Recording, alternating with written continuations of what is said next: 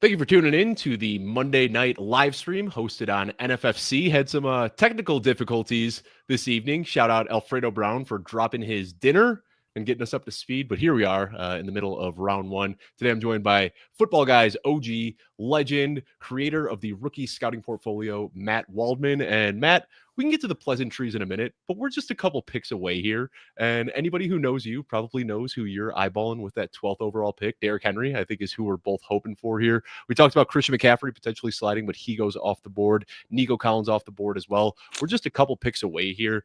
And we talked about this briefly this morning, but I love this 12th pick today.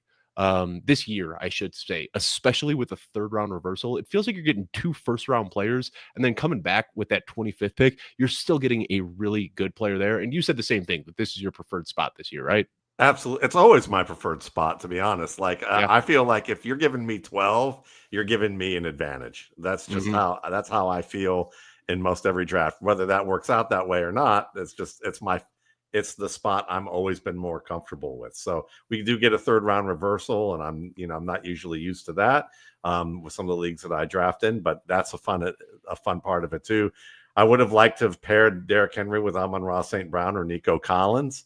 Brian Thomas is off the board, so we do get Henry if you're good with that. Henry, and then looking at the other receivers available, we got Puka Nacua, Drake London, AJ Brown, Ladd McConkey. For me, it is easily Drake London. I don't know how you I'm feel with you. about Drake Do London. it. All right, do cool. it. I love it. I think that is a heck of a first or a heck of a start right there.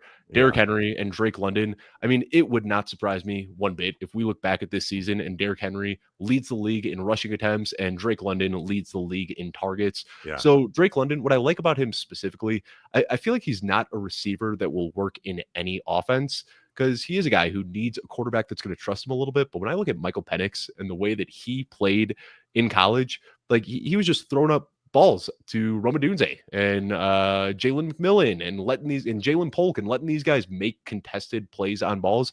And that's what Drake London does best. And we saw it last year where he was pulling nearly a 40% target share in the games they played together. So I love this. I don't know if you've got your rankings right in front of you, Matt. Yeah. I've got Drake London as my wide receiver 5 this year, which is a pretty aggressive stance. Yeah, I don't know where I'm at wide receiver 13, but to be honest, it's okay because I think that the guys are pretty close together. In that tier, the guys who were in my lower tiers. But to me, with London, you get two-way goes because he's playing inside out. He's like Michael Thomas. Basically, you're getting Michael Thomas now out of Drake London because that's how they've placed him. And we know what Thomas was capable of. And Michael Penix, like you said, I mean, he will be one of the best throw open quarterbacks that we have in the league in a short period of time, and it might be as soon as this year. So to me, it's like it's a safe pick. It's a good pick. And I mean, the other guys I would have looked at maybe ahead of them, not very far. I mean, McConkey was certainly on that list. I like Xavier Worthy. Don't be surprised if McConkey makes us back to it. Back to us in round 3 for whatever reason. Like, people are panicking about the Keenan Allen signing and McConkey at the top of round 3. I don't know if there's an easier pick than that when he's available. And I think we might be able to get a shot at like McConkey and Xavier Worthy. We might get that, and looking at the board right now, well, AJ Brown's gone, but I mean, most of the guys that we're looking at.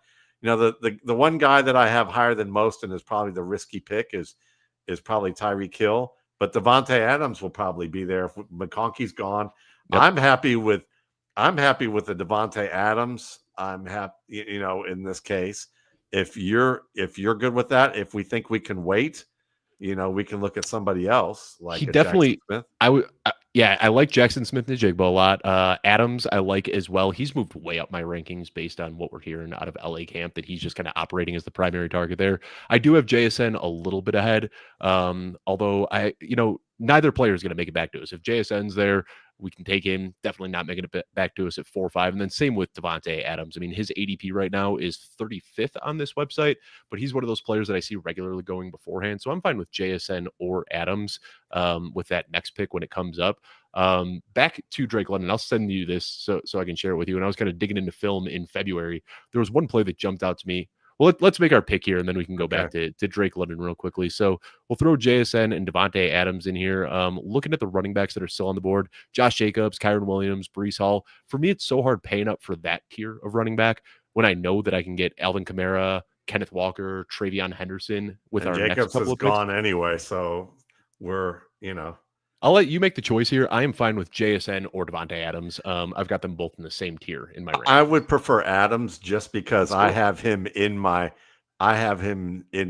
like highest tier among all those players. I have him at 11 as my wide receiver 4 And this then year. all right, let's do it then. Yeah, I'm not going to Yeah. push back on that. T. Higgins is the other one, and I feel like there's so many times in drafts this year where I'm sitting there at the top of the third round, and it's so hard to make a pick because I like all of those players there. JSN, Garrett Wilson. I like the talent.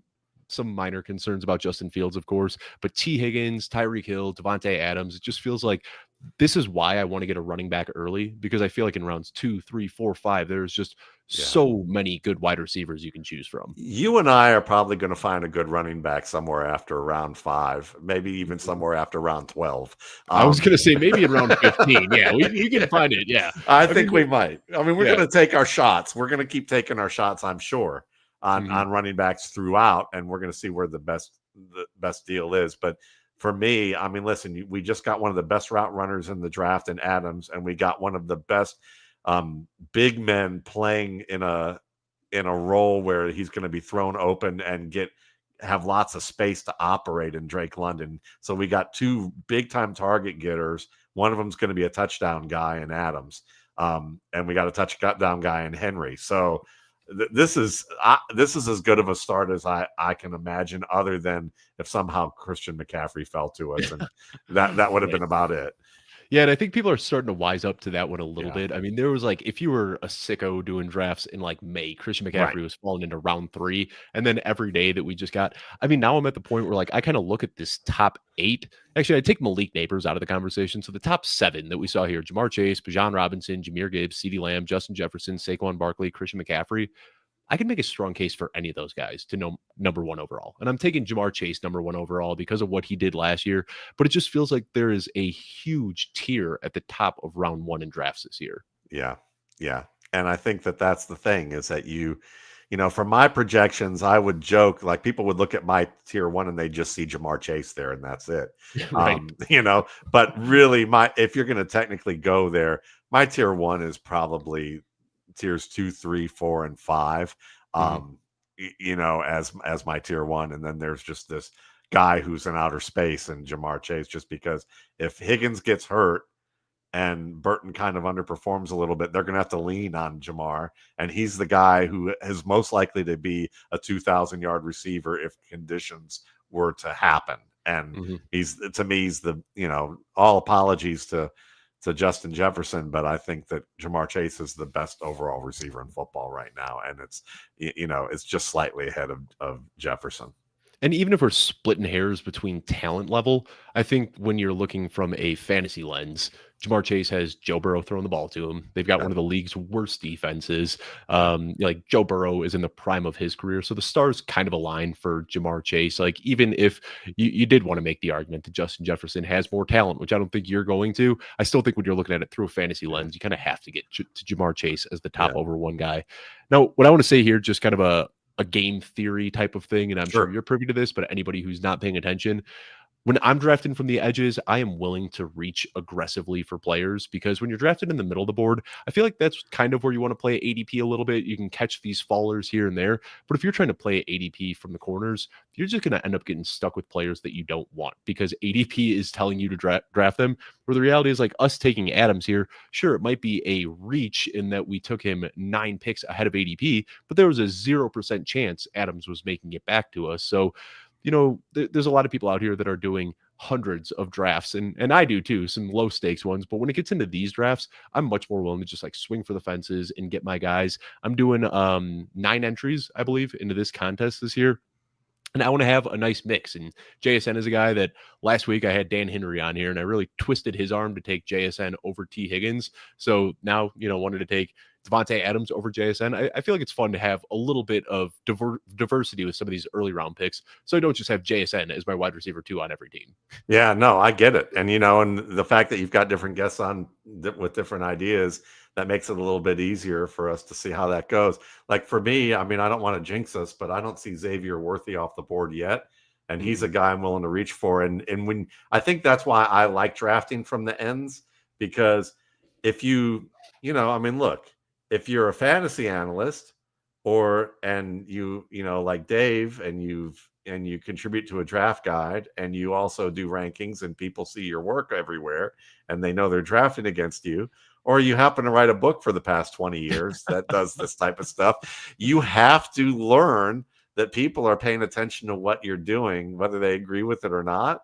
And you have to take risks, and the 12th spot or the first spot or those ends give you a better chance to like do that and see ahead. So I think that's part of the reason. Yeah, I'm sure it's something you're very familiar with, but Jeff Bell and I, we had this great idea this offseason. We said, we're going to do a bunch of listener leagues for the people that tune into our show. And we did it, and it was a blast. Like we had a ton of fun with it, but it got really, really difficult because everybody that is in those leagues with us are listeners of our show. So they knew all the players that we want to get. And it just kind of forced Jeff and I to draft a lot of guys that we wouldn't normally draft, because the 10 people that were in the draft with us like all of the same guys that we did. But yeah, back to Xavier Worthy, since you mentioned him, I will throw out there, we can look ahead at what our picks are, and we're going to be picking 48 and 49. Xavier Worthy's ADP is 45.1. So we don't need him to fall that far, with an ADP. I'd say, Dan Henry does a great job. He built out a tool where you can click on what your draft pick is and the player you want, and it will give you the exact likelihood that player is going to be available on your pick. That's why Dan Henry gets the big bucks, and that's why I do these late night live streams. I don't have a tool like that, but I'd say there's probably about a 10% chance that Xavier Worthy will make it back to us with that 48th pick. That's cool. So that's not going to work, but that's all right. I mean, there he is. There he is. Yeah. Somebody must have been listening. Let's hope there's a bigger run on receivers and backs right now, because there's another guy that I would love to fall to me, and he's sitting over your right shoulder right now on the screen. I mean, if listen, if you're going to get able to get a quarterback like that in the fourth round, dude, we got, to me, we basically got our quarterback and our running back too. And I will say he has already fallen quite a bit. I'm kind of surprised to see him still on the board. ADP on this site is 27. So there he goes. Yeah. Ears must have been ringing. What I'm kind of shocked to see here, more than anything, though, is the Jamar Chase drafter. It feels like every one of these leagues that I'm done, the Jamar Chase drafter ends up reaching for Joe Burrow to get that big Cincinnati stack. So kind of interesting to see here. The person who took Jamar Chase followed up with Josh Allen in round 3. I don't hate it. I mean, you're getting the number 1 scoring quarterback, but a little bit of a different game theory than I've seen some other people playing so far. So as we get ready for this next pick, I can throw some names out there. Atop the queue right now, Jameson Williams is the one that jumps out to me. I don't think Jameson Williams is a guy we've talked about much. Some running backs available as well. I threw Alvin Kamara, just as steady as can be. Huge discount in drafts right now. Breece Hall, Chuba Hubbard, James Conner, David Montgomery. Not crazy about the rest of the running backs available. I feel like this is still a pretty nice pocket for wide receivers. Cortland Sutton, Devontae Smith, Zay Flowers, Jalen Waddle. When we look over at the tight ends, I feel like we already missed the kind of cutoff for tight ends with Travis Kelce, Bowers, and McBride all going off the board. Well, so we're on the clock here. Jameson Williams and Alvin Kamara. I'm cool with both of those, unless some of the other names I mentioned are guys you're into. I'm a little on the safer side because I love Kamara, but David Montgomery to me feels a little safer, only because he's going to get the red zone looks. He's, and that kind of thing. But I like the Jameson Williams or Cortland Sutton just because he's the main guy in a good offense. So if you want to. How confident are you in our ability to find late round? Because this is full PPR and 3 wide receivers. I'm kind of tempted to go Jameson Williams and Cortland Sutton here and just hope that we can really hit. Like, we've already got that anchor with Derrick Henry. I feel like finding an RB2 is a little bit easier than finding these high profile receivers that can give you 30 points a week. I would agree with that. So let's do Cortland Sutton. All right. And I feel, and I've done a handful of these drafts, so I hope I'm not leading you astray. But it does feel like now with these next picks, we'll be in the range for James Conner, David Montgomery, RJ Harvey, DeAndre Swift, if you want to get a little bit riskier with it, Aaron Jones, Tony Pollard, Isaiah Yeah. Pacheco. Those guys should all be available with our next pick. And And I can that, tell you right now who I'd want. Like if Montgomery's gone, mhm, I want Aaron Jones. And yeah, and I know that people are looking at this draft and they're going, "You're picking all these graybeards," but it's like, but we got to remember Aaron Jones is, to me, it's backs behind good offensive lines. mhm, And if we can get a back behind a good offensive line, even though he's going to split time with Jordan Mason and may be a big split, David Montgomery had a big split with Jahmyr Gibbs. Who right. also kept having big splits with running backs, two or three of them, or one or two of them, addition to him in Green Bay for the most of his career, Aaron Aaron Jones. Jones. Yep. Yep. Yep. So I'm good with it. That's the thing. But I mean, to me, what you were talking about, with certain splits, I mean, I just think that sometimes we get a little carried away with it. But those are guys, to me, I want somebody with a strong O line. That's Right. basically the way I look at it. Yeah, So I'm with you, and I do.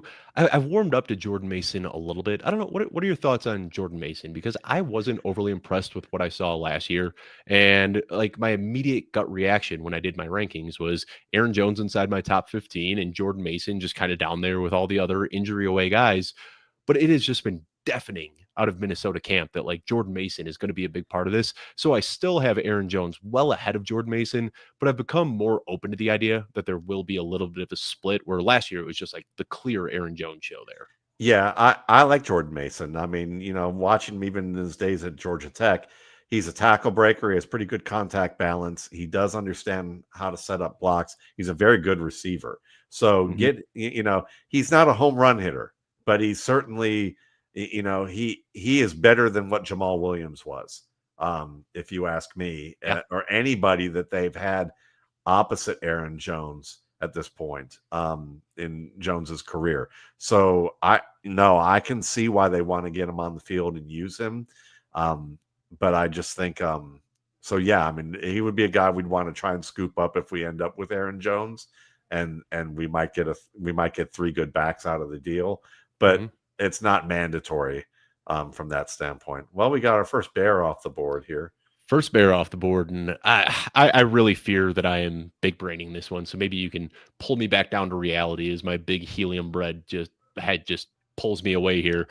I'm getting so nervous about reading these reports out of Chicago camp that they're spreading the ball around all over the place. And you know that like that's what Ben Johnson's going to do. Like he's going to get the ball to his playmakers. When you look at Detroit, it did seem like the playmakers weren't quite as vast. You know, it was Amon St. Brown doing what he does, and Jameson Williams and Sam Laporta, Jahmyr Gibbs, David Montgomery. Then you look over at Chicago, they've got DJ Moore, Roma Dunze, Luther Burden, Olamide Zaccheaus, Colston Loveland, Cole Kmet, DeAndre Swift, Kyle Monangai. And it sounds like they want to get the ball to all of these guys. So I have taken this recent stance where I have bumped everybody down in my rankings just a little bit, not a ton, but like DJ Moore down a few spots, Roma Dunze down a few spots, Luther Burden down a few spots. And all it takes, moving those guys down a few spots in my rankings means that I'm not getting a lot of Bears wide receivers on my team. Do you think that I'm overthinking this, Matt? Not necessarily, because I think that everyone's going to be right and wrong about the Bears wide receivers, meaning that they're Yeah. all going to be clumped together in that that mid 30s to late 30s range because of their spreading the ball around. They're all going to have value, but it depends on when. Now, I think we can cancel out Cole Kmet. I think we can, probably after October, we can cancel out Olamide Zaccheaus. I think they're both going to have value early on. But then once the rookies get going, I don't think that's going to stop. That train's going to keep going, and those guys are going to be left behind a bit. We got, there's got the Bowers, McBride, Kittle, Kelsey tier pretty much gone right there. I think we're probably going to take our chances on tight end a little bit later. Like, to me, I'd go Colston Loveland. Like, if we're going to talk about, that's a guy I wouldn't mind getting a little bit later. And I'm also a big Pat Fryermuth wonk. That nobody's on, because I think you can get him in like 12 rounds, Oh, 12 oh, to 15. if You not can get him in later. round 18 in this one. He goes undrafted in a lot He's of these leagues, so you can get him at the very, very end. Dave, I honestly think he's going to lead the Steelers in touchdowns this year, Wouldn't surprise in me one touchdown bit. receiving. And the Bears, excuse me, the Steelers beat writers have said he is literally the offensive heartbeat of that passing game. Yep. So I think people are all worried about Jonnu Smith when Jonnu Smith really was just a beneficiary of a bad situation in Miami. He's talented, but he's not a good one-on-one ball winner. And that's what Pat Freiermuth does well. And Aaron Rodgers will definitely target him that way. So Yeah, Pat Freiermuth was a top 5 fantasy wide receiver just a couple of years ago, and then has like one injury-plagued season. Now he's in a good situation, and people are just writing him off for dead. I don't really get the fade on Pat Freiermuth. He's still a player that I'm trying to hold it down for a little bit. We're starting to see some of these young players, some unproven guys, some rookies, Emeka Egbuka, Ricky Pearsall, Travis Hunter, and these have been some really buzzy names recently, like shooting up draft boards, like Emeka Egbuka here in round 5, Ricky Pearsall and Travis Hunter in round 6. Do you think people are paying up a little bit too aggressively for some of these guys? no, because I think Pearsall is in a good situation, and I could see how he could be an 800 to 1,000 yard receiver this year. And Hunter, same thing. So I think that they're the top names, but we're going to see some other names probably filter in there fairly quickly that are the fool's gold. I don't think these guys are fool's gold, but they are going to spur other people to take some risks that maybe they shouldn't. And that's what we see every year around this time, like right before the season. People start saying like, oh, that really buzzy pick that I liked in round 9, well, he's going in round 8, now he's going in round 6, and now he's going in round 5, and before you know it, you're just overpaying for these guys. I do like Egbuka a lot. Ricky Pearsall and Travis Hunter are 3 guys that I like a lot. Just kind of wanted to get your overall take on all of them. We saw a couple of the guys. Let me ask you one more. DeAndre Swift, who went at the 5-6 turn. That's about where I've got him ranked. And this is such, I feel like it's just pulling me apart, because like the football analyst, like the guy who likes to watch football and assess players, doesn't like DeAndre Swift at all. But then the fantasy player in me says, this guy's been a top 24 per game running back every single year of his career. And I look at what he did before he got hurt in Ben Johnson's offense, and he was great. And he was the per game RB16 that year. So it's kind of this constant push pull between like, he scores a lot of fantasy points, but I don't think he's a good football player. And I never know what to do with players like that. Yeah, I know. It's one of those things where you have the cognitive dissonance of that you don't want to draft him, but he's probably valuable enough that you should. Right, and you have to separate your fantasy, like you said, fantasy brain from your football brain. And I think he is worthwhile to have. And I don't think that Kyle Monangai, even if he really becomes a thing, is going to become the receiver they're looking for. It wasn't proven with him. Now, seeing Jordan Addison with the suspension go down that far, that's a nice. That team with Harrison, Pickens, Flowers, and Addison, that's an up and down kind of receiver core, if you ask me. But if it clicks, that could be a dangerous one. And I like, especially with McCaffrey and Irving there. But like for us moving forward, Montgomery's still here, Jones is still here. Do we want to go 2 backs? Do we want to go do we want to go early on a quarterback? Do we? So the quarterback, Mahomes just went off the board right now. We've got Baker and Nick's available. I don't know if I want to pay up for them. I feel like there's so much value to be had late on quarterbacks. Me too. Good. The names I'm looking at, I like David Montgomery. I like Aaron Jones. Some of the other names that jump out to me right now, Chris Olave just went off the board. Jacoby Myers is still available, who might be getting traded to a better situation. I also like Mark Andrews, TJ Hawkinson, Tony Pollard. I'm okay going Montgomery and Aaron Jones here, unless you wanted to take one of these tight ends. Let's do the 2. Let's do the 2 backs. Because I'm a little worried with JJ McCarthy that he's not great in red zone situations yet. And I think that Hawkinson isn't going to be the first read in a lot of those red zone situations. So he might get a little bit wasted there. Whereas if now we got Henry, Montgomery, and Jones, we have 3 backs who could be running back ones that people are a little bit less on because of the younger, they're older or they're the number 2 or co-number 1. And so to me, that's great. And I still think quarterback wise, that pocket of Purdy, Goff, Caleb, I'm sure there's a couple other guys in that pocket we could talk about. I like Drake May a lot. Justin Sure. Herbert, Jordan Love. I feel like there's just so much value to be had late in drafts when you wait on quarterback. And what I've noticed in these drafts too is I think there are a lot of sharp drafters here that realize that, which ends up making quarterbacks even more of a value because you see the big names go off the board, and then there comes this like waiting game where nobody wants to be the one to like start that trigger of the next quarterback Yes. run. And I've done some of these drafts where you can walk away with like Caleb Williams in round 14, or you can get Yeah. a Drake May or a Jordan Love in round 15 or Or a 16 or Penix to Justin our Herbert. London. Exactly. Yeah. Yeah. So this is one where I've done a handful of these, and every time I pay up for I don't want to say every time, but when I pay up for a quarterback, I typically regret it because I take my quarterback and then I see quarterbacks that I have going in the same tier going 3, 4, 5 rounds later, and I'm like, well, I should have just waited and got that guy. So Sure. you see that a lot in these sharp drafts here. Let me ask you about Jacoby Myers real quickly. Yeah. I'm sure you saw the news that he is requesting or demanding. I didn't catch the exact verbiage, but he wants out of Las Vegas. And I don't know what to make of that. I don't know if that's the Amari Cooper thing or what it is exactly. Can you think of a better situation than Las Vegas? I mean, he's like the unquestioned wide receiver one there, aside from Brock Bowers, of course, but I don't know why he'd want out of Vegas. It seems like he's getting paid a lot of money to be the guy there. What more should he want? Yeah, that's a good question. Now, I was studying a Miami running back today, so I didn't get a chance to catch the news. But Amari Cooper's rumored to be going there. Is that it, or is he He there? is official. Yeah. They didn't I haven't seen the details, but yeah, Amari Cooper is now a Raider. And that news came out about 3 minutes after the news that Jacoby Myers was requesting a trade. So I'm sure Jacoby Myers' agent got the news, requested the trade, then the news broke about Amari Cooper, but those feel very connected.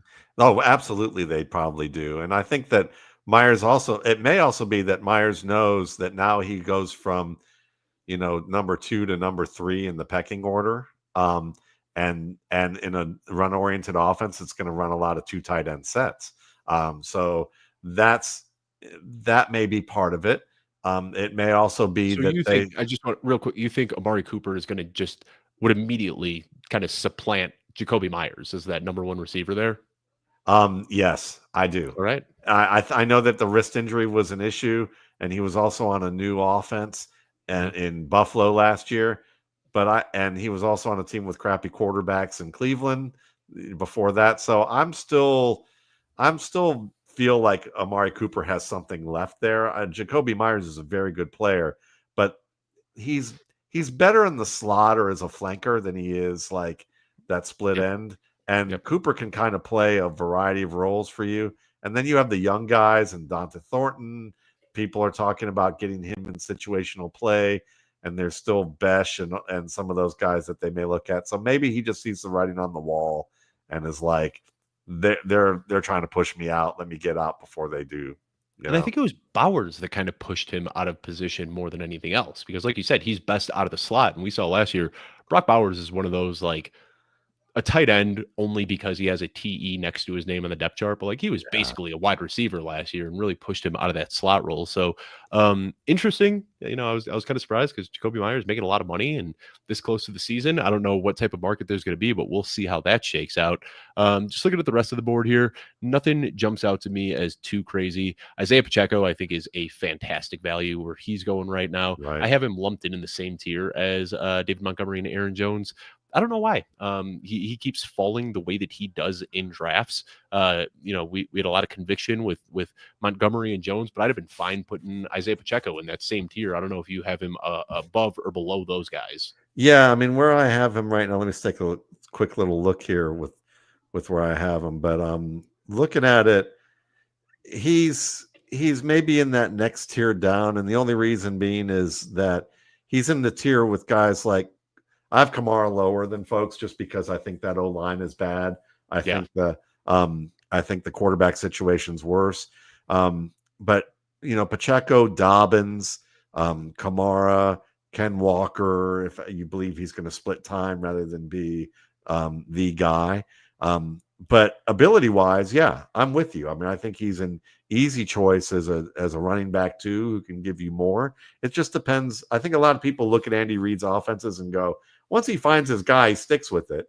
But maybe he's decided that he doesn't want to stick with that. And if that happens, he is changeable.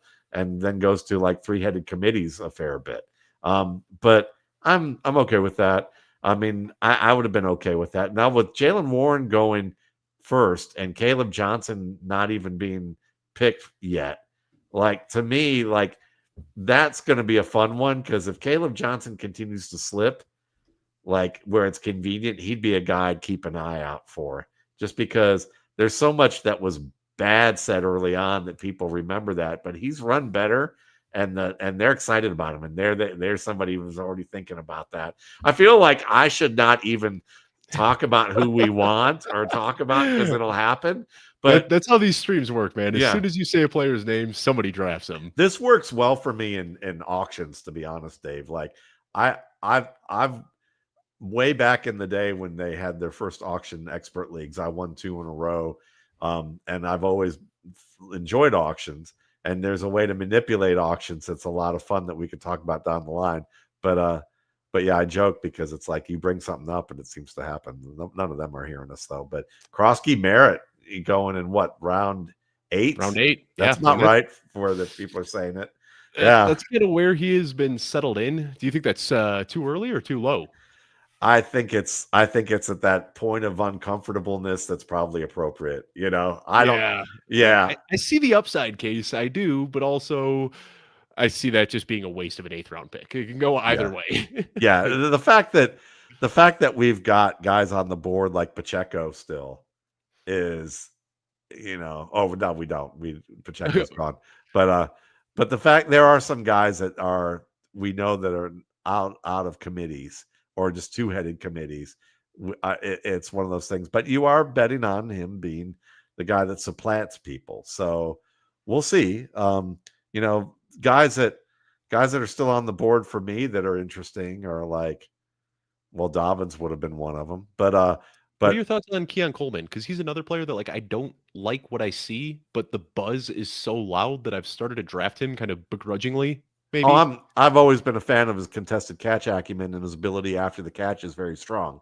So, but it's just that this team, they don't want Josh Allen to do anything but spread the ball around, so they're not going to lean on anybody. So I'm not a big lover of this offense, other than Shakir. I know they like. Well, there's Mason getting sniped. So we're on the board now. Yeah, let me throw some names. I mean, Mark Andrews is still available. I like it. I like Mark Andrews. I like Christian Kirk here as well. Zach Charbonnet is another name that jumps out to me if we want to bolster up the depth a little bit. Mark Andrews is the one that I am kind of completely sold on here. But who's another one? Like I said, Christian Kirk. I mean, unless you want another tight end, there's also Evan Ingram, David Njoku, Tyler Warren. I would say it's between Andrews and Evan and Ingram, and I prefer Andrews. All right, so let's go Andrews, and then we've got Christian Kirk and Zach Charbonnet, probably the best available running backs and wide receivers. Darnell Mooney dealing with an injury. Luther Burden's still on the board, but his ADP tells us that we should be able to get him in the next round. So for me, it's Zach Charbonnet, Brian Robinson, Quinshon Judkins, Javonte Williams. Kind of a mess of. I'd rather do a wide receiver here, I think. So Christian Kirk is probably the best. Also Darnell Mooney. I would really thin on wide receivers. Yeah, we got 30 left. So I would say this. There's also Khalil Shakir. There's also Matthew Golden. No, he's gone. Golden's gone. Khalil Shakir is gone as well. Oh yeah, he is at the top of the round there. Yeah, so okay. I think Christian Kirk is the best one here. I'm a fan of Kirk. I could probably roll with that. Jimmy, just give me. Let's see. We got a few more seconds because I just want to look real quick if there's not anybody that I saw that really got me. Yeah, we were down to 10. I'm going to tell you with almost certainty, with our next pick being 120, I think we can get Luther Burden, and that's why I'm okay taking Kirk, who might be the safe play. Yeah. But then that sets us up to kind of swing for the fences with that next pick as well. I'm good with it. Christian Kirk, he's just one of those guys that like just feels underrated every single year in drafts. I mean, just 2 years away from being a top 12 fantasy wide receiver. And I know probably much like you, Matt, I was very excited for those boys out of Iowa State, Jaden Higgins and Jalen Knoll, but it's been a quiet camp for both of them. I'd expect it to change at some point, but right now they're saying that Xavier Hutchinson is playing ahead of Jaden Higgins in 3 wide receiver sets, and that Christian Kirk, they're kicking him outside on 2 wide receiver sets, and he's playing out of the slot in 3 wide receiver sets, that he's a full-time player out there. So one of those guys, I don't know what it is with Christian Kirk. he's like the oldest 28-year-old in the league. Feels like he's been around forever. He's on his third team now, but still a relatively young guy who sounds like he's making an immediate impact in Houston. Yeah, Christian Kirk is what I would call an upper middle class Chris Godwin when Chris Yes. Godwin is healthy. And so while we couldn't get Godwin, and it was probably risky because of what's going on, and I absolutely love Chris Godwin, getting Christian Kirk here makes total sense. And Andrews, everybody just beating up on him because of what happened last year with the car accident and then dropping that ball at the end. But that dude is going to get his. The two touchdown leaders in this offense in terms of the passing game for the Ravens are going to be Mark Andrews, and I'm betting DeAndre Hopkins, who we can probably get in the 16th or 17th round in this draft as a possibility if we decide there isn't something better. But yeah, I'm totally there with you on Kirk. Can run every route, ideal out of the slot. Burden's gone. We didn't get him. Oh, but, my goodness. I mean, but did not expect to see that. Yeah, he's typically been a round 11 guy. I'm sorry for talking out of that. We played it a little too safe there, but that's okay. Kirk is a nice consolation present and probably going to be in the conversation of being close to what Burden did, so. Back to Mark Andrews, what I want to point out, because you do talk about it, like the preseason car accident and then the drop in the playoffs.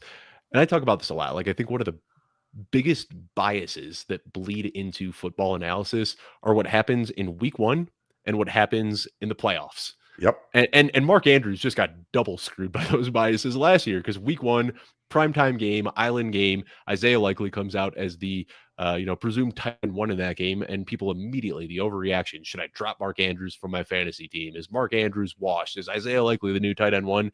Mark Andrews was fine for the rest of the year. And then, of course, in the playoffs, that big drop. But if you look, Mark Andrews still did what he does every single year. He was a top 5 fantasy tight end last year. Like, he still pulled a bunch of targets, scored a bunch of touchdowns, everything you'd expect Mark Andrews to do. So in my rankings, I've still got him in that Travis Kelce tier, like right below the big 3. I think he's still a very good tight end, but I think the biases from the week 1 primetime game and the playoff game have just really kind of warped the public perception on him. Yeah, no, I absolutely agree with that. Now, coming up for us, is this a time that we want to take a quarterback? Do we want to wait a little longer to do that still? I mean, there are still some aggressive. Yeah, I think there's still some good quarterbacks available, which I'm fine dipping in. This is kind of like the first pocket that I'm like willing to jump into. Dak Prescott, Jared Goff, Kyler Murray, and Caleb Williams, and Brock Purdy. All like, I know you're not a Kyler fan, so I won't try to talk you into that one. But Dak Prescott, Jared Goff, Caleb Williams, Brock Purdy, I'd be fine with any of those guys. You know what I'd really like to do? What's and that? I know as soon as I say it, one of these guys is going to get drafted. But how would you feel about Caleb Williams and Colston Loveland if they're both available with the next 2 picks? Oh, I'm feeling it. I'm good with that. I would love that, because honestly, I'm trying to convince myself to give Caleb Williams 4,500 to 4,700 yards. Mm-hmm. I've got him at about 40, 41. I've had him at 41 throughout this, but there's a part of me that thinks that Loveland. Just never mind. No, that was Judkins. The wrong thing. Yep. Yeah. So we might get him. And Bashal Tootin. See, look at that. The guy with the greased watermelon, Yeah, man. Yeah, I've been joking around on air a lot that if you tied like a bunch of steaks to me through like a herd of pit bulls, with a greased watermelon in my hand, I'd probably have a better chance of holding on the ball than Tootin has lately in his career. But he could get better quick, but we'll see. But you're right about quarterbacks right now. I feel this is the time I like taking them, because you can take a chance, a risk on somebody else, but you get somebody who seems like a clear cut, gonna probably be top 12. And you got to bargain with it, and with upside to be better, because Goff can be top 5, Purdy can be top 5 and has been, and Caleb is that guy that I don't mind taking the risk, because people are taking like Austin Eckler and Tootin and Judkins, who might not even play this year. Yeah, I'm good with Judkins as a Benson off the board. I mean, look, the Team 10 is like, there we go. Let's do it. We're doing the Chicago stack here. Caleb, let's do it. Yeah, I'm down, man. This is fun. This is the last live stream that we're doing of this for the season, and What a way to set it off right there with the Caleb Williams, Colston Loveland. So this is nice too because we do have Mark Andrews, but like these are both tight ends that can score so many points that if we get to bye weeks and we're dealing with injuries, you could even plug one of these guys in your flex spot and feel Yeah. okay with it. Like these are guys, and if Colston Loveland doesn't pan out, which I think he will, but if he doesn't, we've got Mark Andrews to fall back on. So I feel Yeah. good about this. No, The these one are other thing I'll say about quarterbacks too is like you have to start a quarterback in this league. This isn't best ball format. So in best ball, that's where I'm much more willing to just say, like, hey, I'll do Sam Darnold and Cam Ward and Daniel Jones, and one of those guys will play every single week.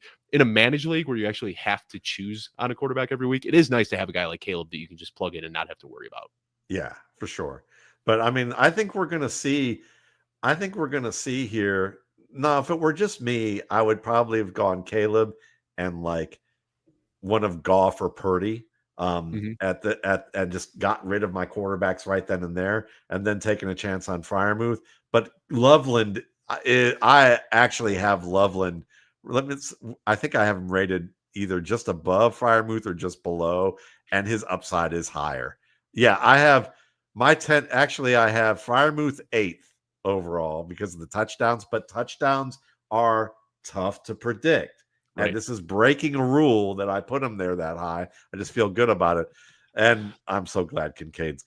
I love Kincaid, but Atlanta needs to bust him out of Buffalo jail and have Penix thrown to him if Pitts doesn't work out. But like, yeah, like I have Andrews 10th and Colston Loveland 11th, and they both to me have upside of being 4th and 5th. Like they have that kind of, so I'm happy with that. And I think we might end up getting one of the other quarterbacks if we wanted to Oh, later. I'm Like sure. And I mean, if we could wait until round 16 we to get can. Penix if we want to do that. Or, even like with our next picks, Brock Purdy, Justin Fields, Drake May, Justin Herbert, those guys will still Yeah. be available. Now that we have that one quarterback, I've got no sweat about the Yeah. QB2. Me Like we'll, too. we'll be fine, whatever we end up with there. Exactly. Once we get If to for like the some Tua Tagovailoa tier, then we've taken it a little yes. too far down the tier. Yeah, but if like Purdy and Goff, if Purdy and Goff are there, like at the turn, I'll be tempted if we don't see anything else. But there are so many other quarterbacks. You're right that I think it would probably be overkill, and we need to get some more running backs. I think and start looking at some of those fellas and Yeah, seeing what we I'd can probably. get. I mean, we are so strong at wide receiver that we can start 3 plus a flex. So you figure Drake London, Devontae Adams, Jamison Williams, and then we're flexing Cortland Sutton. But if we Yeah, flex Cortland Sutton, that means Aaron Jones or David Montgomery is on our bench, which also means Christian Kirk is on our bench. So I mean, we're built here for bye yeah, weeks and injuries.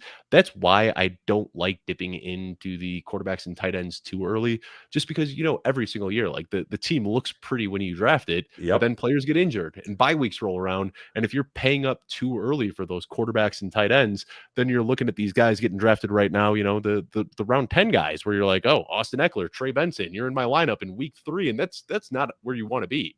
yeah. And like right now, I mean, guys that look like are still available.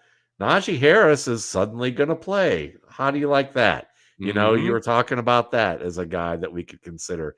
Um, Thank you for that, by the way. I've drafted a lot of Najee Harris since our conversation a few weeks ago. yeah, I mean, hey, listen, I mean, it's going to be fun to see how that works out. Even a guy like, I mean, Rico Dowdle very late is going, you could see how he could carve out a niche for that team. I'm a Kalmanon Oh, of guy, course. and we Yeah. can go very late with him. And we Taj know Brooks. we got to get some Taj Brooks. Mhm. We got to get away from that. But even guys like, even if we want to just start targeting players who are in good run offenses, who are backups, somebody like a Blake Corum or a Tyler Algier. Like, I don't know how you don't take Tyler Algier just from the standpoint for that alone, But Mhm. I mean, um, And that's my like, you've played fantasy football a long time. I've played fantasy football a long time. Those are there the goes best Algier. late round investments you can make. Of course, Yeah, yeah, because you just said his name. yeah, But those are the best late round investments you can make. Guys that like we're at the point now where we're gonna be able, unless something like horrific happens and all of our players get hurt in the first few weeks. The reality is all of these guys that we'll be picking, all the names you just threw out there, Taj Brooks, Kyle Monangai, Blake Corum, all of those guys are just lotto tickets, essentially. Like they Yeah. sit on our bench and they might be nothing. But if Kyron Williams goes down, well, look at that. Now we've got a top 10 running back for the rest of the season. Or, Yep. if Kyle Monungai, if he's better than DeAndre Swift, which I don't think is out of the question, we could potentially stumble into it. So those are guys that you're not drafting saying, like, I hope this guy can get me 5-6 points per week. You're saying that when the opportunity arises, can I plug this guy in my flex spot and get 20 points per week? And that's what you're looking for.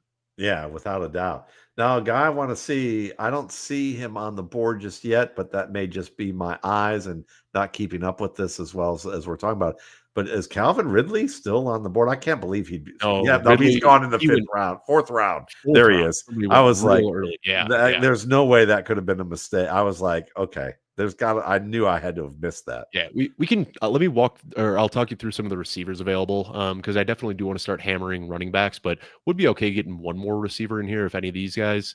Rashid Shaheed was one I was going to say. He's gone now. And it gets gross quick with receiver. Xavier Legette, Quentin Johnston.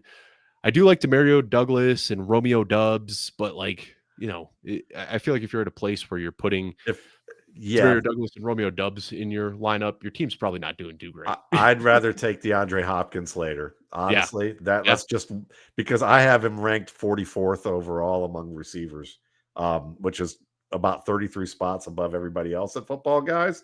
But again, Lamar Jackson pretty much said I look forward to throwing a lot of touchdowns to him. And Lamar's one of those guys, when he says something, you probably should listen. Most people don't pay attention. Right. So, yeah, I'm good with that. Brian Robinson is still available. What do you think about that? I could dig that and bet on the injury. I could go with Robinson here as an option for sure. Am I crazy for thinking Isaac Guerrero makes more sense in this offense than Brian Robinson? We'll talk about that in a second. Let's make this next pick here. There was a name you said a long time ago that hasn't been. I'm hoping, and because you just said his name, he's probably getting picked right here. But this is, ADP is, we just got Najee Harris. Najee Harris's ADP on this website is 119, and we're getting him right here at 144. I mean, people are just terrified for whatever reason. And this is the day after we got news that he should be ready to go week one. They don't. Harris, we have some insider information apparently with my pops, who's an optometrist for better part of 50 years, who treated Olympic athletes and treated eye injuries. And when I asked him about it, he kind of gave me a lowdown of what it likely is. And so let's make this next pick, and then we could talk about Najee Harris, Rico Dowdle, Blake Corum, Brian Robinson, all available. I like all those guys there. I'll let you choose one of those three. It's between Rico, Blake Corum, and Brian Robinson. Oh, Lord. Okay. I would say we're probably or why not Taj Brooks? Yeah, we can. I think his ADP is way lower, but also like I don't want to play the ADP game and miss out again. Like I think we could probably get Blake Corum here and then come back with Taj Brooks, but I'm okay taking Taj Brooks here if that's what you want to do. Let's do it. Let's do it. Yeah, I mean, he's one of those. It's weird because when you do play the ADP game, his ADP on this website is 240, which would mean that he goes in the last round. Yeah. But I never see him go that late. Like he always goes earlier. And I have played that game a handful of times where I'm like, oh, I could wait on Taj Brooks and it never works out. So I'm happy to get him here. And, I think we're about to get sniped by him if we didn't, because the guy at Team 11 has Chad Brown. Chase Brown. Chase Brown. So he probably would have wanted that handcuff. Yeah. So I think that was a good pick there. And this is also like Jeff Bell and I talk about this all the time. We don't know. I mean, we know how ADP is manufactured from people doing drafts, but I don't know if we're going to go way off the rails here, Matt. So bear with me. I know you'll be able to handle this, but like it feels like ADP gets set at some point by whatever degenerates are drafting in April and May. And then ADP doesn't really budge that much from there. And it seems like so many people are willing to just draft because ADP is telling them this is the player that you're supposed to draft. And I see players, Taj Brooks, I think, is the glaring example, but Blake Corum, another guy that we were talking about taking with that last book, another glaring example of guys that it doesn't make it in my mind. Like we saw Ray Davis go 2 rounds ago. We saw Tajay Spears go 2 rounds ago. Jaden Blue go 2 rounds ago. Why isn't Taj Brooks, Will Shipley, Blake Corum, these other running backs that are an injury away from a huge workload. Why aren't they going in the same round as those guys? I don't get it. Yeah. I mean, I just think that they see the other players dominating in terms of touches, and Shipley still might have to see time to AJ Dillon a little Yeah. bit. There's a little quadzilla factor there with that.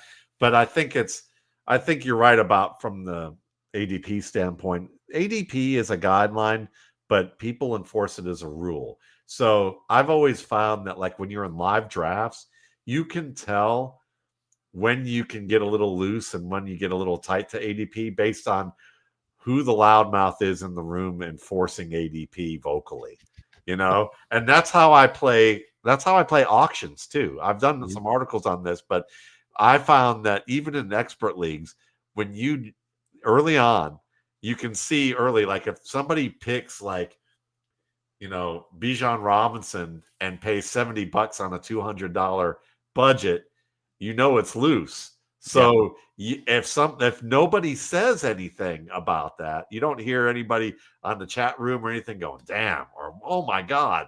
When that happens, people are going to suddenly start playing tight, and they're not going to bid as much. So if that's the case, you can either overbid players beyond you can be aggressive with bidding and get players above what people want to do. They're tight about it. So now you can get more for a player you want, or they're going, oh my God, we got to stop this guy because I can end up getting 2 or 3 players in a row at a really big discount and save like, $30 in my budget from what I was willing to spend on 3 guys. And they're like, we got to stop this, And then when they say that, now you start throwing out guys until again somebody starts getting loose again and nobody says anything about it being loose, so or they complain about it. So it's like you can kind of play the moods with that. You can do that in live drafts pretty well too, and know, okay, if I want this guy, I better pick him soon. And if you noticed, Team 11 went down to like 15 seconds left before they picked Kyle Pitts. They were tilting because they wanted Taj Brooks. I think they did. I think they did. So I think we put them on tilt there. Yeah. Yeah. So let's take a look right now at this team and just kind of go through just a quick little like assessment here. This is about as good as it gets. I mean, we are perfectly balanced here. We've got 4 for lack of a better word, stud wide receivers. We've got Derrick Henry, who the ceiling there is potentially the overall RB1. David Montgomery and Aaron Jones, some great depth. Najee Harris and Taj Brooks, more great depth there. Mark Andrews and Colson Loveland, 2 guys that I've got inside my top 8 this year. And then Caleb Williams, a really high ceiling quarterback. So we'll probably want to add another quarterback at some point. But again, like every time I flip over to the quarterback tab, I just see Justin Fields, CJ Stroud, JJ McCarthy, Trevor Lawrence, Michael Penix, Bryce Young, Tua Tagovailoa, Cam Ward, Sam Darnold, Geno Smith. Like there are so many available that I don't think we need to reach for that QB2 yet. Wide receiver is very top heavy, but a little thin. Do you think it's easier to find late round wide receivers or running backs? Do you have a strong take either way? It's easier to find probably late round running backs, but it's easier to find wide receivers off the waiver wire. There goes DeAndre Hopkins. Oh, that's the earliest I've seen him go in a while. Yeah, somebody's listening to us. But there we go. But that's okay. I mean, I think it's a little bit easier because with running backs, there's still a lot of talent that if it's just put into a situation where they can where there's an injury, they thrive. So it's easier to get those guys, and they get wiped clean from the waiver wire pretty fast. So early in the year, but receivers who could hit, but it depends on what their role looks like. They're harder to pick in the late rounds and be accurate, but they're when they become available on the waiver wire, you've had proof of concept that you didn't have before. And then everybody's going crazy for him because there's a few late round guys that I found myself really liking. Olamide Zaccheaus, of course, we've talked about him a bit, but Dante Thornton, especially now with some of the movements going around in the Raiders, I think he could have a big role. And then another one, this is another player that I don't think you and I have talked about, dealing with a little injury right now, but Torrey Horton has been my favorite late round wide receiver. A guy that if all you got to worry about is Cooper Kupp being the hurdle to be second on the team in targets, I'm not very scared off by Cooper Kupp. Then I also see what the X receiver has done in Clint Kubiak's offense, whether it be Brandon Marshall or last year we saw it from Rashid Shaheed and Marquez Valdes-Scantling. I get excited about Torrey Horton in that role. So he's a guy going overlooked in a lot, like, a dynasty stash, I think is kind of what people have labeled him. But he's a guy that I've been drafting late in redraft leagues as well. See, there you go. I mean, like, I like all those guys in terms of that they could be big play artists. Mm-hmm. So I can see the value in how that works out. But then I look at the opposite end of the spectrum and see guys like Tyler Lockett, who really just basically politically said, I had to give in to what was going on. And the coaching staff shut down me and DK Metcalf from giving them adjustments to coverage. So I could see how Lockett could be a nice safety blanket for a rookie. Or I look at someone else that's on the board like Troy Franklin, who's rising up board. Yeah. And I know that Marvin Mims might be in the way of that, and people still look at those as factors. So I'm kind of like, there's that involved too. Now, I kind of wish we took Purdy, but I think that guys like Bryce Young, we can talk about quarterbacks here, like you mentioned. Bryce Young, Michael Penix, if we want to wait, should we wait on those guys? Should we not? I think we could probably wait on Penix because there's still some running backs I like here. Like we're still in that pocket. Kyle Monangai is still available. Rico Dowdle, who we were talking about with our last pick, is still available as well. I mean, I'm okay. I don't think you could ever have enough running back depth. Let's do both of those guys. I'm good That's with where that. I'm at. Yeah, Kyle Monangai and Rico Dowdle. I like that right there. And this is, these are guys that had you been doing drafts a month ago, you could have got Kyle Monangai and Rico Dowdle in rounds 18 and 19. But now we're at the point in the offseason where the backfield, you start to get a little bit more clarity. So you don't see these guys falling the way that they were. So like now I'm okay. We've got a very deep and top heavy running back room. And I feel like this is what you need. We've made our bets on wide receivers, but Derrick Henry, David Montgomery, Aaron Jones, Najee Harris, Taj Brooks, Kyle Monangai, Rico Dowdle. I feel fantastic about that running back room. I feel like we've got the early season RB1s. And then if there are any injuries or whatever throughout the offseason, hopefully by the time that, we do have to deal with injuries and bye weeks, one of these guys, be it Najee, Taj, Monangai, or Rico Dowdle, will have a big enough role that we can plug him in. So I'm happy with the way that this turned out. Yeah, no, I am too. I mean, like this feels like a draft. Like I like to have equal amounts of running backs and wide receivers and just take my chances at quarterback and tight end. Like, and the fact that Loveland could be such a weapon, I'm happy with the fact that we gave that a shot. It was a fun risk. And I enjoy that we're taking risks. To me, like Taj Brooks was a bit of a risk right there. I was okay with that. The fact that just we picked some older players is a risk in itself for a lot of people in their eyes. But I'm totally good with that. And we do have to think about defense. And once the defense goes off the board, like Broncos, Eagles, and Steelers, if the Ravens somehow fall to us, I would be okay with kind of bumping into that right now. And then we know our kicker is going to be the last thing that we pick, and go for that. But if not, then we can take our chances with another defense later and just roll with it and know that from a waiver wire standpoint, we can stream defenses or try to, even though in these leagues, I'm sure that a lot of people are fighting for that hard. You'd be surprised. I'm kind of shocked to see how early people pay up for defenses in these leagues. You'd think, because I know when I draft, it's like I rarely pay up for a defense, and if I do, it's like maybe a round or two early. But like here, we see round 14 is kind of what opened that well up, and then people just keep kind of drafting them from there. It's got to be, to me, like a top 3 defense projected on my board that falls below like the first 4 to 5 defenses. So like, to me, like the Ravens would be that choice. Like, I think they've loaded up on pass rushers. The kid Mike Green is going to be insane. Starks is already looking great in coverage.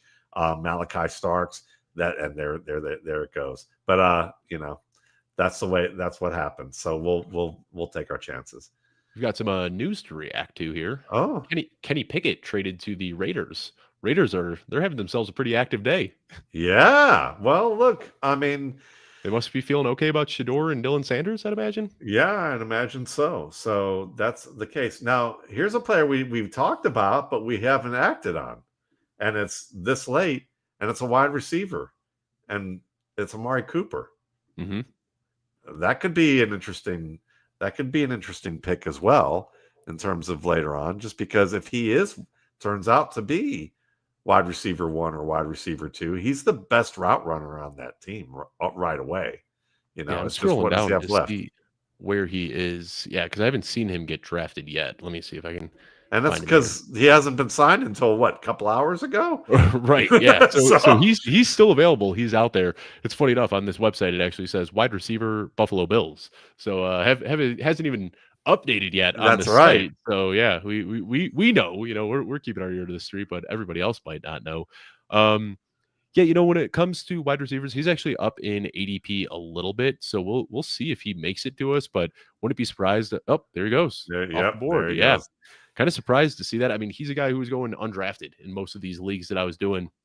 I feel like everybody early in the offseason, you kind of had to like plant your flag. Like, are you drafting Keenan Allen, the free agent, or are you drafting Amari Cooper, the free Yeah. agent? And I opted to draft a lot of Keenan Allen this offseason. And Amari Cooper has been a guy that I wasn't drafting a ton of, but I want to go back and rewatch it now because, like, to me last year, he just didn't look good. But I do wonder how much of that was the injury that was bleeding into his play, because he to me just did not look like Amari Yeah, Cooper. injury, new system, quarterbacks, the whole thing.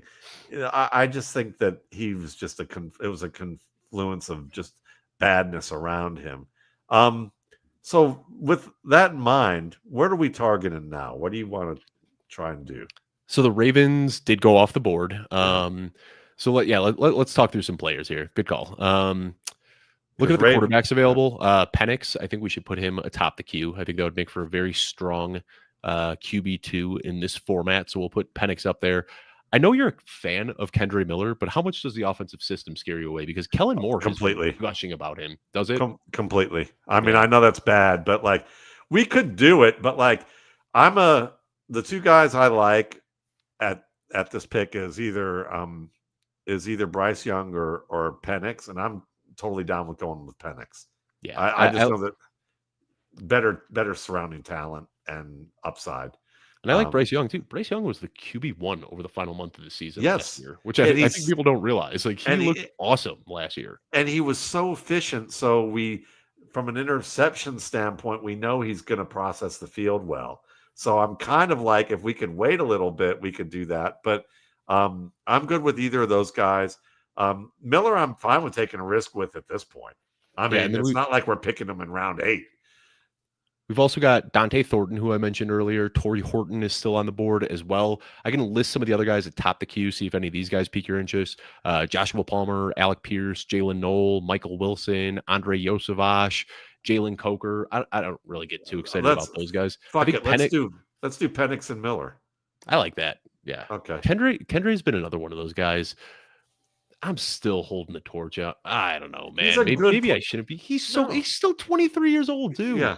He was a very good prospect. So I'm with you, and I'm I'll take the shot there because I mean it's not that big of a deal. And the rest of the guys you mentioned to me are like, oh great, their ceilings are 700 to 800 yards at best. Exactly. Yeah. Like Jalen Coker, I think he is a fun, good player, and he has climbed up the depth chart. But like, at the end of the day, he's going to be rotating in with Thielen and Leggett, and Hunter Renfrow has carved out a name for himself. So like, he's a fun player, don't get me wrong, but he's also a guy, like, if you're putting Coker in your lineup, you're running the risk of getting a 0 in that spot every single week. So guys like that scare me off a little bit.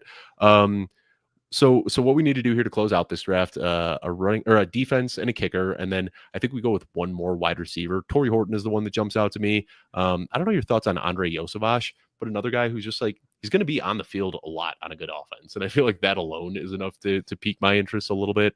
Are there any other like late round wide receivers that you have been interested? Isaac Keith-Law is getting so much love right now. I don't know if I'm buying into it, but everybody else seems to be. Malik Washington is another one. Malik Washington is who I would pick. All right. And that's mainly because I think he's an upper middle class Santana Moss type of player. Very sudden, very quick, knows the offense extraordinarily well. They're very impressed with him. And if Tyreek Hill or Jaden Waddle get hurt, he can play either position. Yep. And I think that's probably the route. I would either do that or I would just take the big time chance on Mr. Pass Dropper Kyle Williams. There you go. All right. And say, let's just go for it. And if he can somehow start holding on to the ball, he gets open. Or even Pat Bryant. Drafted. Yeah, Pat Bryant's gone too. Kyle Williams got drafted already. I'm trying to see where he went, but he's not in the player Young pool. just went. So yeah, Bryce Young goes off the board as well. Yeah. We're good because we got Caleb and Penix, so we've got our two. Let me throw another deep wide receiver name out there for you, Matt. And this is the name we talked about back in March. Isaiah Bond. What are your thoughts on Isaiah Bond now that he's got a home? Love what for Dynasty, totally bought into that. In redraft, I'm just shaky because is he the 3? Will he make it to the 2?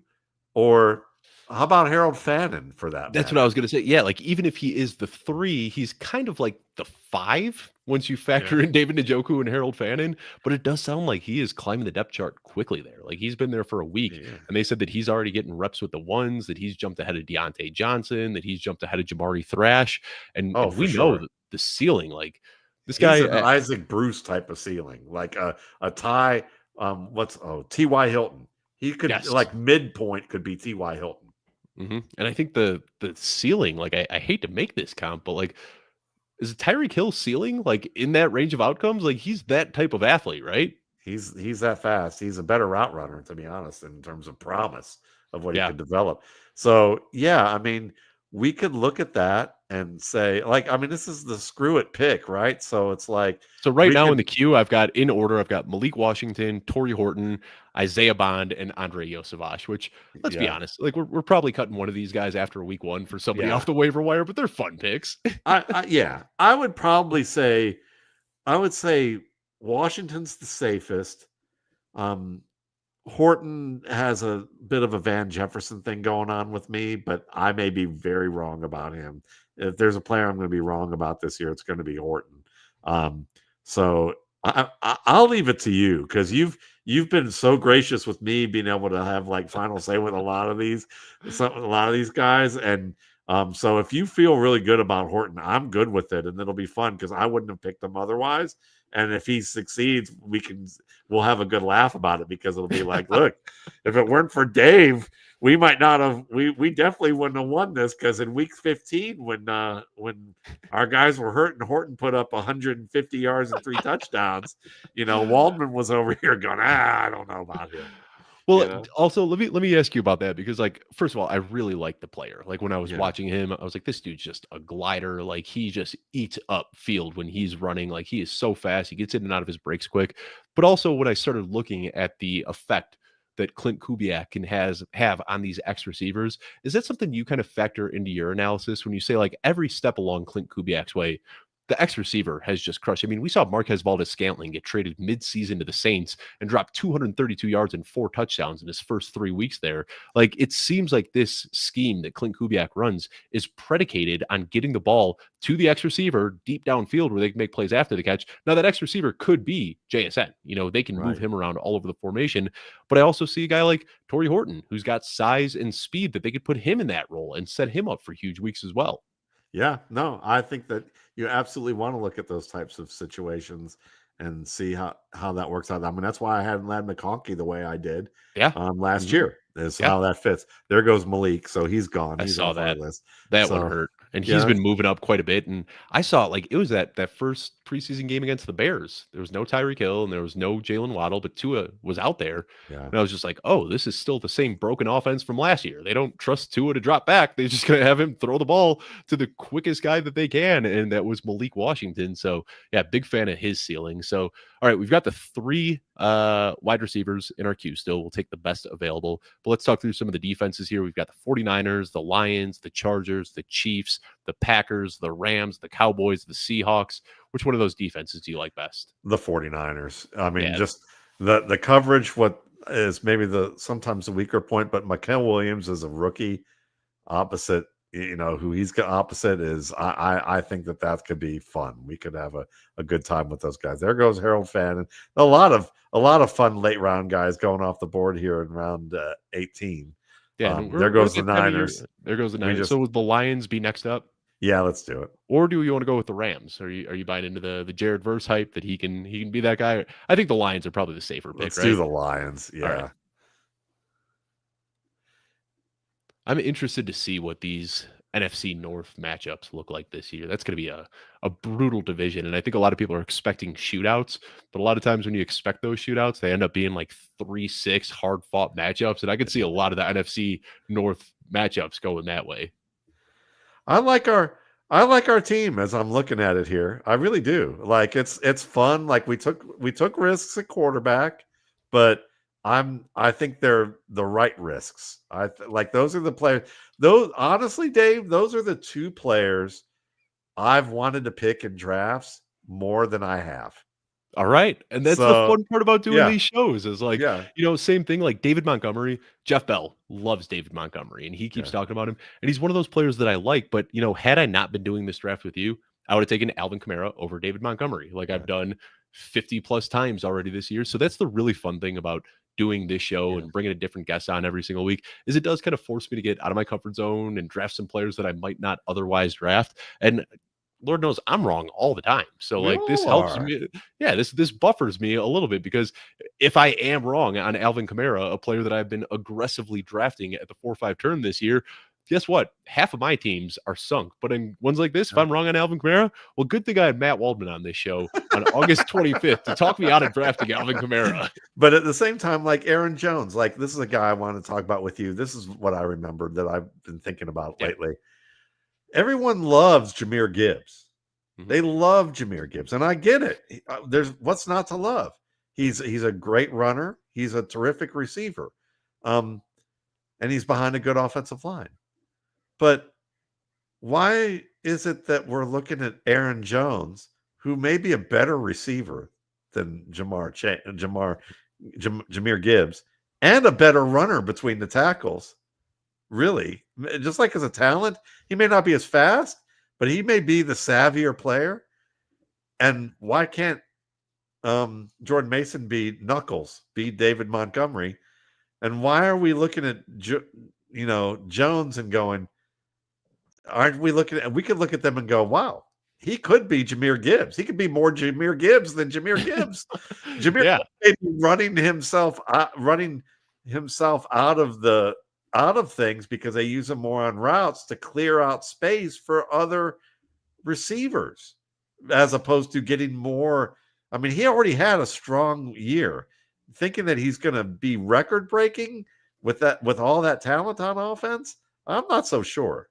Did you see the video going around from camp just a few days ago where Aaron Jones and JJ McCarthy connected on a wheel route like 50 yards downfield? And it was like, you look at it and it didn't even look like a running back out there. Like Aaron Jones just looked like a receiver, like just beat a guy in coverage and made this beautiful catch downfield. Like you don't see a lot of running backs that could do that. He did that at UTEP all the time in college. Like we're watching him before the draft and I'm showing him making 50-yard catches, like diving between a safety and a corner and getting smacked and winning the ball. And I'm just going, I just haven't seen anybody do that before at running back, but the Packers didn't use him to that degree. So, I think that's why he's still doing well at age 30 because he doesn't have a million miles on his legs. Like the Packers preserved him so they could trade him in division and he could beat the snot out of them twice a year. How nice of the Green Bay Packers. That's right. So you do talk about too, like everybody talks about the pass catching upside of the big playability, but the contact balance, like there are very few guys like Alvin Kamara is one that jumps to mind, Jahmyr Gibbs as well. But Aaron Jones has that, like where he can just bounce off of a defender like a pinball, not slow down whatsoever, and just keep working upfield. Like he just doesn't go down ever on first contact. He's our running back 3. And honestly, I have a dynasty team that has Henry, Montgomery, and Jones as 3 of the running backs. And I've been basically in the finals every year for the past 3 or 4 years, and it's like, so it's kind of funny that those guys are on the list. I think I also have a few others from our team. But yeah, I am so also I have a very similar one that made it to the championship last year and lost the championship game. Running backs are Derrick Henry, Joe Mixon, and David Montgomery. And man, I got to be honest, it feels like I'm sitting on a ticking time bomb. Like it's been fun for the last few years, but I'm like, what's going to happen when these guys are gone? Because I sure, don't have much else. till the wheels fall off. Uh huh. So what are we looking at here as the final pick? It has to be a kicker. Yeah, They force you like normally what I do is just draft another running back and just like figure out the kicker before the kickoff, but they won't let you do that. So Cincinnati Bengals, they're always a good one. yeah, I'm good with that. I don't know. I don't do kicker analysis. I shout out Adam Harstad every single I'd week on this say, show. He does the Rent a Kicker yeah. article. That's fantastic. All right, All right, so Cincinnati Bengals. We'll get they still got Evan McPherson, right? I don't yeah, pay attention to kickers. I want to know. I just pulled that out of my what. yeah, All I'm right, good so with let's take a look at this team, man. This is I feel like this is how I like to build my teams, where you go heavy with the wide receivers early, kind of lock in that position, and then but like we went heavy with wide receivers early, but we also still have Derrick Henry, David Montgomery, Aaron Jones, 3 potential RB1s, and then just loading up the bench. Najee Harris, Taj Brooks, Kyle Monangai, Rico Dowdle, Kendre Miller, guys who don't have projectable volume, but could be those late season guys that come on strong and really push this team over the edge. yep. The one little mistake that I noticed that we made here, and not the end of the world, but Caleb Williams and Michael Penix do have the same bye week. So we were hoping that this would help, get us through bye weeks and injuries. We'll have to find somebody available on waivers. But again, we talk about how deep quarterback is this year. Matthew Stafford, Sam Darnold, Geno Smith, Anthony Richardson and Daniel Jones, whoever that is, Russell Wilson and Jackson Dart, whoever that is. We'll be able to figure that out for week 5. Flacco, right. Like we don't know who it's going to be. We'll figure that out by week 5. But I like both of the tight ends we got, Mark Andrews and Colston Loveland. It feels like we have, just wide receiver ones, RB ones, and then top 5 potential quarterbacks and tight ends. I mean, we checked every single box on this team. I like this one a lot, Matt. Yeah, I'm with you. I do too. I mean, this also feels like a team that I would pick. Years ago when there was before they had this thing called zero RB, there was this thing called upside down drafting, and there was the the early round running back exception. This was an example of that for sure. And what I would do now, they call that hero RB. They have better names than what I had. I was never great with titles, So, but or what Paul Charchian had in the past, do the opposite. But like those are things. So I love this, and I love that we didn't shy. Receiver wise, we pick guys who either get open against anyone, or they are on a team where they are definitely going to be targeted in a variety of ways. And I think that's the value. Like Christian Kirk and Devontae Adams get open no matter what. I think we're going to find that Jameson Williams is a get open no matter what guy too, now that they're going to expand the route tree with him. Cortland Sutton is, to me, he's a great wide receiver too, who gets wide receiver 1 volume and can get it. So I'm okay.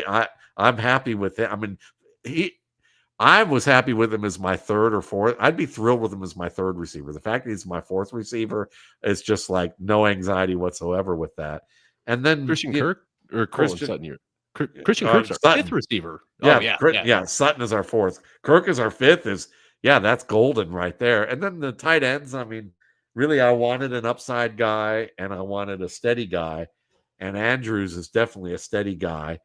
Kirk, and then Loveland being the upside guy. I mean, this is I think the way people look at Tyler Warren is actually they're looking at Tyler Warren, but they're actually seeing Colston Loveland.